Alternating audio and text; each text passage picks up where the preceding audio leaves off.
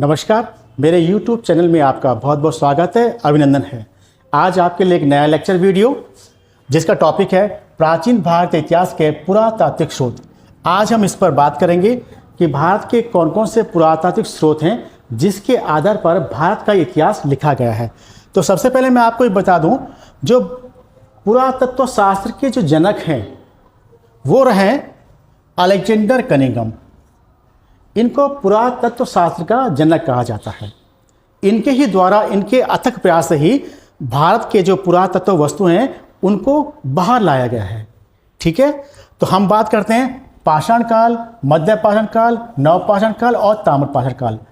इन कालों में जो भी हमें पाषाण के उपकरण मिले हैं, हड्डी के उपकरण मिले हैं, जो औजार मिले हैं, इन्हीं के आधार पर, इन्हीं को साक्ष्य मान करके इतिहास लिखा गया है। और हम इन्हीं के आधार पर इस काल के भौतिक जीवन, मतलब इन लोगों के भौतिक जीवन के बारे में हम जानकारी प्राप्त करते हैं।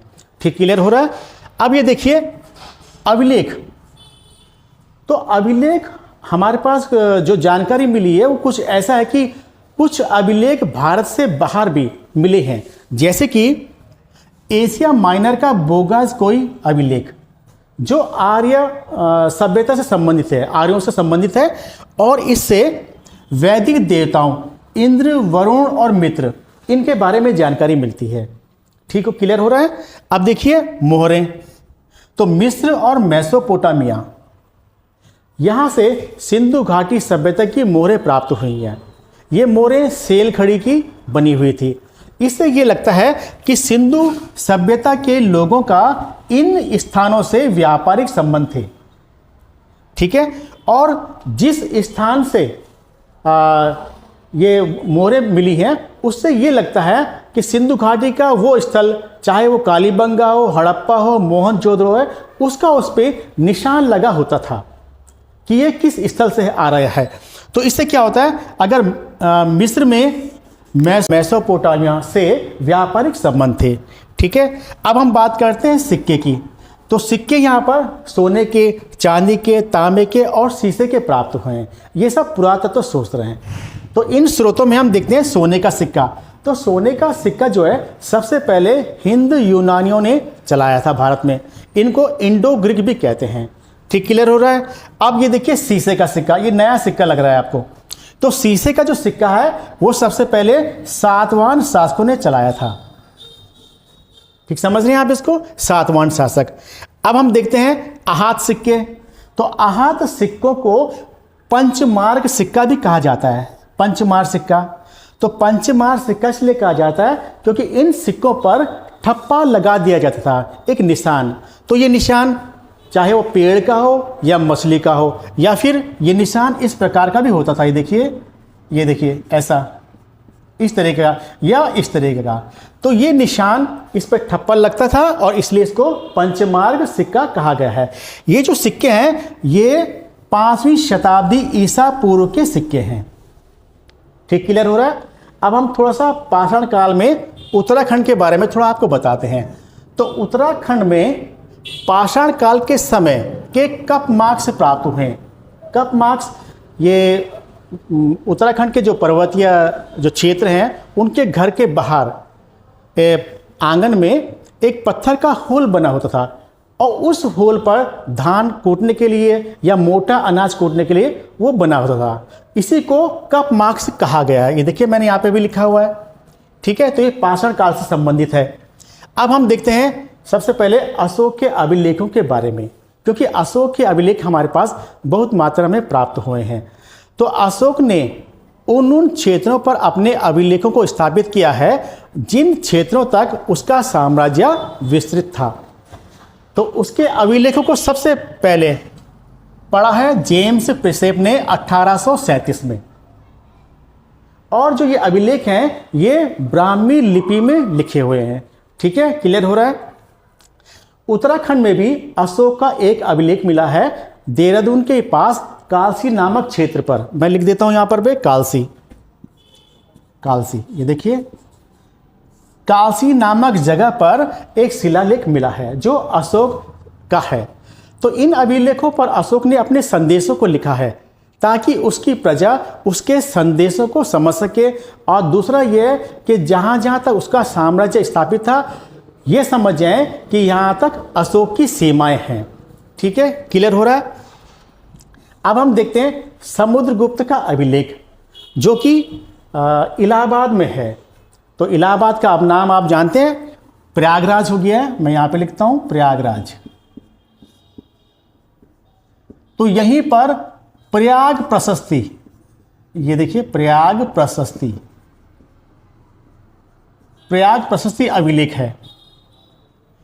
ठीक है, और इससे समुद्रगुप्त के बारे में जानकारी मिलती है और ये भारतीय इतिहास को जानने में भी ये बहुत सहायक है। ठीक हो गया। फिर एक और अभिलेख की बात करते हैं हम। यहाँ पर देखिए दक्षिण भारत में, तो दक्षिण भारत में पुलकेशिन द्वितीय, मैं यहाँ पे लिखता हूँ पुलकेशिन द्वितीय, ये देखिए पुलकेशिन द्वितीय, ये चालुक्य वंश का शासक था। चालुक्य, मैंने पुलकेशिन द्वितीय लिखा है, ये चालुक्य वंश का शासक था। इसका ऐहोल अभिलेख मैंने यहाँ पे लिख दिया, ये देखिए ऐहोल अभिलेख। तो ऐहोल अभिलेख भी एक पुरातत्व स्रोत के रूप में है। इन अभिलेखों के आधार पर ही भारतीय इतिहास को लिखा जाता है और ये बहुत ही महत्वपूर्ण है। ठीक है, अब हम थोड़ा सा देखते हैं स्मारकों के बारे में। स्मारक, ठीक है, तो स्मारक में हम देखते हैं कि सारनाथ में महात्मा बुद्ध का स्तूप है। याद देखते हैं, मैं यहाँ पे लिखता हूँ महात्मा बुद्ध का स्तूप, ये देखो महात्मा बुद्ध। ठीक है, और सांची मध्य प्रदेश, यहाँ पे मैंने लिख दिया सांची मध्य प्रदेश में महात्मा बुद्ध का स्तूप है, महात्मा बुद्ध। तो देखिए ये सब क्या है, ये पुरातात्विक स्रोत है हमारे पास और इन्हीं के आधार पर हम इतिहास लिखते हैं और इतिहास में नई नई जानकारी भी आती है। तो ये देखा मैंने आपको बताया कि सारनाथ में महात्मा बुद्ध का और सांची में महात्मा बुद्ध का स्तूप, ये दोनों ही बहुत महत्वपूर्ण हैं। ठीक, क्लियर हो रहा है। अब हम देखते हैं कलाकृतियाँ। तो कलाकृतियाँ में हमारे पास सबसे पहले देखिए भीमबेटका की जो गुफाएं हैं, भीमबेटका, यहाँ पे मैं लिख रहा हूँ भीमबेटका। तो भीमबेटका की जो गुफाएं हैं आप यहाँ देखिए मध्य प्रदेश में है। ये मैं यहाँ पे थोड़ा सा बताता हूँ, तो मध्य प्रदेश में भीमबेटका की गुफाएं, ठीक है, भोपाल के ही पास। तो ये पाषाण काल से संबंधित हैं, इसमें चित्र बने हैं, आदि मानव ने चित्र बनाए हैं। ठीक हो गया। और अब देखते हैं हम अजंता और एलोरा की गुफाएं। तो अजंता और एलोरा की गुफाएं हैं महाराष्ट्र में। अजंता, ये मैं लिख रहा हूं यहां पर अजंता की गुफाएं, ये देखिए, और एलोरा की गुफाएं, एलोरा की गुफाएं ये कहां पे, महाराष्ट्र में, औरंगाबाद में। ठीक, क्लियर हो रहा है। तो जो अजंता की गुफाएं हैं वो गुप्त काल से संबंधित है। ठीक है, और जो एलोरा की गुफाएं हैं वो राष्ट्रकूट शासकों के समय की हैं। यहाँ जो चित्र बने हैं वो बहुत अच्छे बने हुए हैं और भारतीय इतिहास को जानने के लिए और समझने के लिए ये बहुत ही बढ़िया एक पुरातात्विक स्रोत के रूप में है। ठीक है, क्योंकि कलाकृतियाँ हैं, इनको देखेंगे तो लगता है कि उस समय की कला कितनी उत्कृष्ट की थी। ठीक है, और सबसे अच्छी बात और हर्ष की बात तो ये है कि अजंता की गुफाएं, एलोरा की गुफाएं और भीमबेटका की गुफाएं, इन गुफाओं को विश्व धरोहर की सूची में शामिल किया गया है यूनेस्को के द्वारा। तो ये क्या है, भारत की ऐतिहासिक धरोहर के साथ साथ ये विश्व की ऐतिहासिक धरोहर भी है। तो आज का मेरा टॉपिक था पुरातात्विक स्रोत। आपको कैसा लगा इसे कमेंट कीजिए, लाइक कीजिए, शेयर कीजिए और सब्सक्राइब जरूर कीजिए। Thank you.